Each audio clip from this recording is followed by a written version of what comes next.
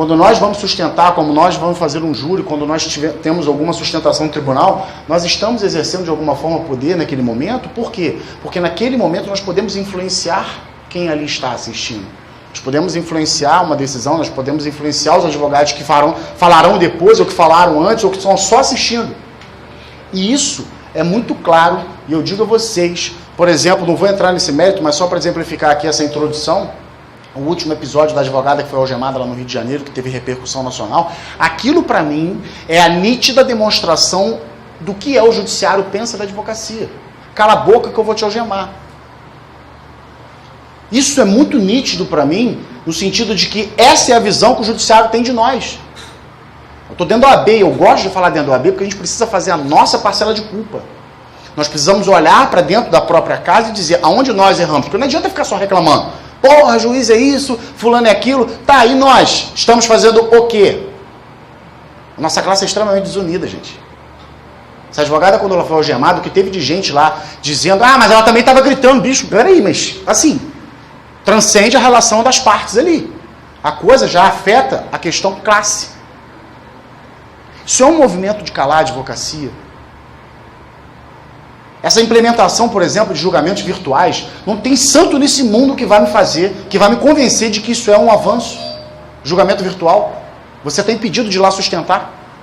Você tem pedido de ir lá falar. Mas você pode pedir para retirar de pauta. E se no dia da sustentação, no dia do julgamento, por exemplo, surgir um fato novo? Você não vai poder levar. Porque ele está lá como virtual. Não tem nada que vá me convencer de que isso é um avanço. Agora, querer implementar para casos que, por exemplo, já não tem previsão de sustentação, ok. Uma coisa é muito clara e vocês precisam estar preparados para isso. Né? A oralidade, e eu vou falar um pouco disso quando eu falar de contraditório, a oralidade é o que tem, como é que eu vou dizer, de mola propulsora para nós sairmos desse ostracismo. Será que quem aqui tem a ingenuidade de achar que as nossas peças de 50 páginas são lidas de ponta a ponta? Mas quando nós falamos, nós somos ouvidos do começo ao fim. Quando a gente fala de oralidade, depois eu vou entrar nisso, quem aqui já foi assessor de juiz no tribunal? Na época de estágio. Ficava com o token dele? Ficava, né? Fazia as decisões mais simples? Fazia, né? Isso é uma realidade. E a burocracia permite isso. A escrita permite isso. Agora, quando é oral, não tem isso. Quando é oral, o juiz não pode virar para o assessor e falar o seguinte, e agora, o que eu faço aqui? Pega aquele artigo tal que eu esqueci o número e coloca aqui nessa decisão. Não, ele tem que decidir naquele momento. São essas questões que eu quero trazer para vocês, dentro desse contexto da prisão preventiva, da prisão cautelar, das medidas cautelares, de uma forma que nós possamos tentar reverter, porque se nós não nos prepararmos para reverter esse quadro, nós iremos sucumbir. Hoje, muita gente tem a visão do advogado como aquele que não passou no concurso e foi advogar. No Rio de Janeiro eu dou aula na EMERGE, na Escola da Magistratura, já tem alguns anos, mas no primeiro ano foi difícil conseguir me firmar lá, porque a visão que tinham de mim era essa. É só um advogado que ainda não passou ou desistiu de fazer concurso e está vindo aqui dar aula. Não, bicho, eu não fiz concurso, eu optei em advogar. E eu também não acho demérito nenhum a pessoa advogar por não ter passado no concurso e resolver advogar. Ela pode ser tão boa e até melhor advogando do que se tivesse passado naquele bendito ou maldito concurso que ela prestou e não conseguiu passar. Isso não significa absolutamente nada.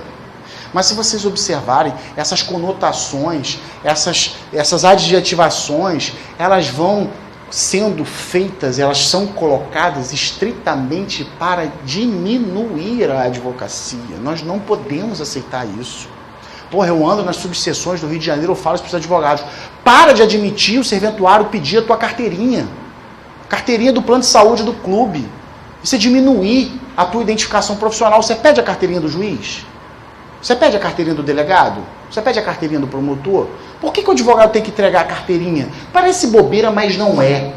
O movimento de calar a advocacia, diminuir a advocacia, ele é contínuo. Ele vem sendo colocado, vem sendo praticado, vem sendo feito, e nos mínimos detalhes as coisas vão se desenhando e o advogado vai se diminuindo. É igual relacionamento abusivo. Muita gente confunde relacionamento abusivo com violência física. Pelo contrário. Relacionamento abusivo começa desde quando você é compelido a não usar aquela saia ou aquele short porque o teu namorado está incomodado. Aí você não vê problema nisso. Tudo bem. Bom, vou arrumar problema para quê? Vou colocar uma calça jeans. Né? Não tem problema nisso. Isoladamente, realmente não tem problema. Mas o problema é que isso vai se desencadeando em outras situações, outras circunstâncias. E daqui a pouco, tal qual a Valéria estava algemada no chão de uma sala de audiência, você está sendo espancado em casa. Ou no carro ou na rua. As coisas não acontecem assim, do nada. Né? Cala a boca, toma algema. Ou toma uma porrada. Não é assim. As coisas vão acontecendo. E o que tem acontecido com a advocacia é justamente isso. Nós passamos por um período em que ser advogado hoje é algo secundário. Secundário. Nós vivemos uma geração na década de 60, 70, principalmente na época da ditadura militar, que ser estudante de direito era praticamente um cargo, uma função. Era algo de respeito estudar, cursar o curso de direito. Hoje, se quer ser formado, bacharel não é nada. Muitos fatores influenciam para isso. Né? Eu dei aula há quase 15 anos na Universidade Estácio de Sá. Na Estácio, eu lembro que quando eu coordenei o curso, tinha uma estatística lá que ela formava por ano cerca de 20 mil alunos no curso de Direito. Eu estou falando isso em um estado da nossa federação.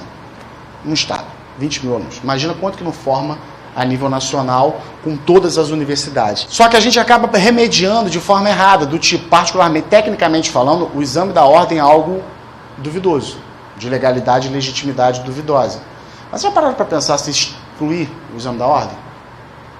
Todo esse povão com a carteira da ordem, advogando, a gente acaba com a vida de uma pessoa, de uma família. A gente pode destruir a vida de uma pessoa, de uma família. No criminal, a gente pode destruir, inclusive, a nossa vida. Não é brincadeira. Não é só pegar um processo, fazer uma petição, chegar lá e fazer uma audiência, botar o terno, colocar o terninho, seja homem ou mulher, e ir para a audiência. Não é isso. A coisa é muito séria. Nós temos que parar de pensar pequeno e que nós estamos advogando apenas na primeira instância. Deixamos de alegar várias situações, quando chega no tribunal, você toma porrada porque você não pré-questionou a matéria, porque você não alegou em primeira instância, está tendo supressão de instância. Só que você não tem mais oportunidade de rediscutir, porque já passou por lá. Quer coisa pior do que você sustentar um habeas corpus no STJ, por exemplo, chegar lá e dizer o seguinte: olha, doutor, não vou admitir o seu habeas corpus, tendo em vista que a matéria não foi questionada na instância originária, logo não tem como haver supressão de instância. A culpa é tua, cara. A culpa é sua. É você que conseguiu fazer essa besteira. E nós já acabamos errando, porque uma coisa é muito nítida. Uma coisa somos errarmos de maneira, sei lá, por descuido, acontece, somos seres humanos. Outra coisa é errarmos sem saber que estamos errando. Porque não estamos preparados. Advogar é uma coisa muito ingrata, porque quando você pega a carteira, você pode advogar desde o GCRIM até no STF, você não tem nenhum tipo de impedimento. Agora, você está capacitado para isso? Está capacitado para isso? Porque quando você fala o seguinte: olha, eu trago várias teses, o juiz ignora. Eu trago várias teses e o juiz ignora. Tá, e aí você não sabe como impugnar esse ignorar dele? Você não sabe que em algum momento isso terá que ser analisado nas instâncias superiores? E aí você opta, por exemplo, em parar de alegar? Simplesmente não vou alegar mais. O juiz não assiste. Caiu com quem? Caiu com fulano. Putz, esquece, não precisa fazer mais nada, ele vai condenar. Tá, e aí acabou o processo na primeira instância? Enfim, isso são só questões que estou fazendo um panorama geral para poder tentar mostrar para vocês onde nós erramos. Nós erramos na falta de capacitação técnica, nós erramos na falta de sermos aguerridos no exercício da advocacia com conteúdo, porque quando você tem conteúdo, você não precisa ser agressivo, basta você ser incisivo que você será respeitado. As suas teses serão pelo menos analisadas, que se negue para você recorrer, mas elas pelo menos devem ser analisadas. Isso são questões que nós precisamos ter muito claro no exercício da advocacia, porque se vocês forem parar para pensar, não é só fazer uma prova, passar no concurso e assumir o cargo. Essa galera toda, eles se especializam lá dentro.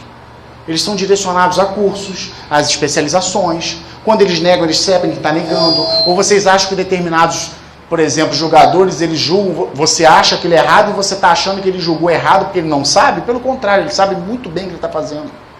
Ele sabe muito bem o que está fazendo.